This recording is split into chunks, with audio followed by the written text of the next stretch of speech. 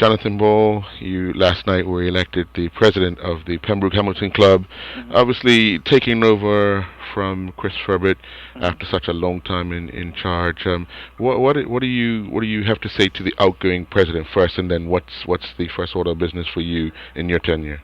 Well, I definitely appreciate the sacrifices that Mr. Furbert made. He definitely did a lot of heavy lifting for the club, but I think it's time for the younger generation to do some of the heavy lifting.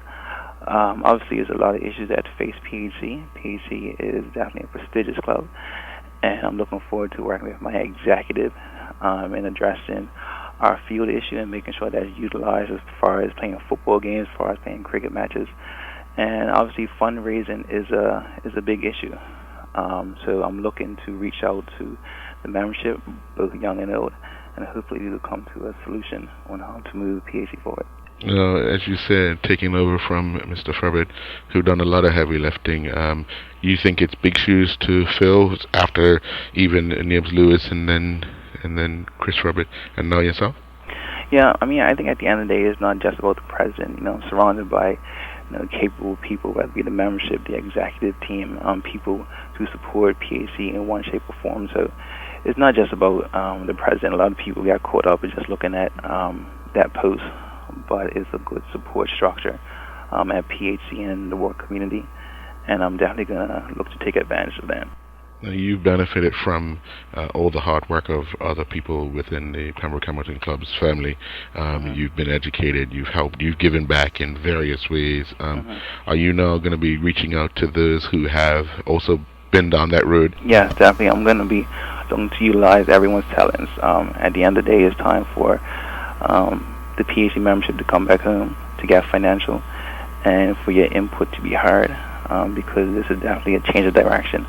It's definitely a change of perspective.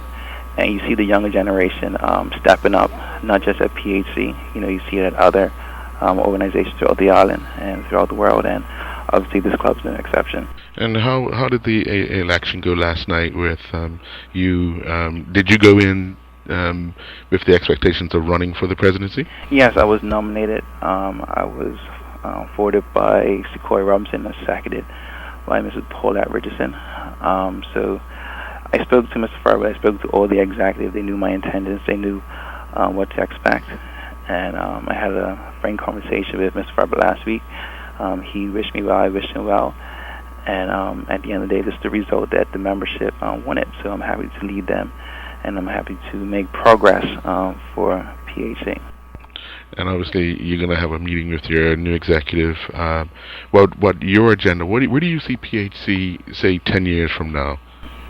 I see PHC playing football at Stadium Lane on a regular basis. I see us having a facility at Stadium Lane again. I see us negotiating our finances in a fiscally prudent way. And I see more members coming back and having an input within the club.